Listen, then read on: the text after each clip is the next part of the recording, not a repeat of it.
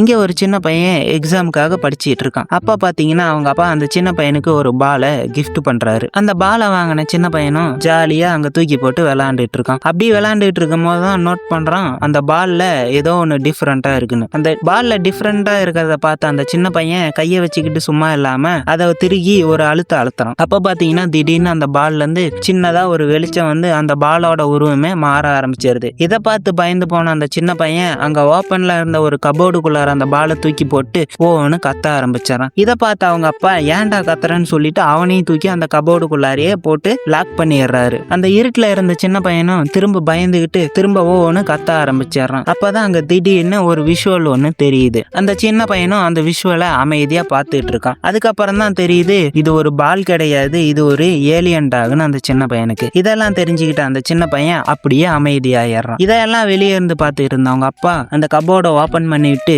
சரிடா மவனே நான் வேலைக்கு கிளம்புறேன்னு சொல்லிட்டு கிளம்பிடுறாரு. அப்புறம் அந்த கபோர்ட்ல இருந்து வெளியே வந்த அந்த சின்ன பையனும் அந்த நாய்க்கிட்டையும் நல்லா க்ளோஸா பழக ஆரம்பிச்சிடுறாங்க. அப்புறம் கொஞ்ச நேரம் கழிச்சு அவன் வீட்டுல இருக்க ஒரு ஓட்டை ரேடியோவை ஆன் பண்ணி பாட்டு போட்டு 2 பேரும் டான்ஸ் ஆட ஆரம்பிச்சிடுறாங்க. அப்புறம் வழக்கம் போல அந்த சின்ன பையனும் அந்த ஏலியன் நாய்க்குட்டியும் சேர்ந்து ஸ்கூலுக்கு போறாங்க. ஸ்கூலுக்கு போற வழியில பாத்தீங்கன்னா அங்க இருக்கிற ஒரு தெரு நாய் இவங்க 2 பேரையும் பார்த்து பயங்கரமா குலைச்சிக்கிட்டு கடிக்க வரலான்னு பார்த்துட்டு இருக்கு. அப்ப அந்த சின்ன பையனும் அந்த ஏலியன் கிட்ட இந்த நாய்க்குட்டி எப்பவுமே இப்படிதான், நான் எப்பெல்லாம் ஸ்கூலுக்கு போயிட்டு இருக்கணும் அப்பெல்லாம் என்னை துரத்திட்டு கடிக்கிறதுக்காக வரும்னு சொல்றான். அதை சொல்லி முடிச்சுட்டு அந்த நாய்க்குட்டியை போய் அடின்னு அந்த ஏலியன் நாய்க்குட்டிகிட்ட சொல்லிடுறான். அந்த ஏலியன் நாய்க்குட்டிக்கு பாத்தீங்கன்னா ஏதோ மார்ஷியல் ஆர்ட்ஸ் கும்ஃபுலாம் தெரிய மாட்டேங்குது. எகிரி போய் அந்த நாயோட மூஞ்சிலேயே ஒரு கிக் கொடுத்து அவ்வளவுதான் அந்த நாய் காலி. அப்புறம் அந்த சின்ன பையன் அவனோட ஸ்கூலுக்கு போயிடுறான். அப்படி ஸ்கூலுக்கு போன அந்த சின்ன பையன் அந்த ஏலியன் நாய்க்குட்டி கிட்ட இங்க பாடுறா தம்பி, நேத்து நீயும் நானும் ஜாலியா நைட்டு விளையாண்டுட்டு இருந்தோம், அதனால இன்னைக்கு எனக்கு எக்ஸாம் இருக்கு, நான் எக்ஸாமுக்கு படிக்கவே இல்லை, எனக்கு எப்படியோ ஒன்று ஹெல்ப் பண்றேன் நான் எக்ஸாம்ல பாஸ் பண்றதுக்குன்னு சொல்றான். இதை கேட்ட அந்த ஏலியன் நாய்க்குட்டியோ உடனே திரும்பி உட்காந்து அதோட வயிற்றுல இருக்க டூல்ஸ் பாக்ஸ்ல இருக்க டூல்ஸ் எல்லாம் எடுத்து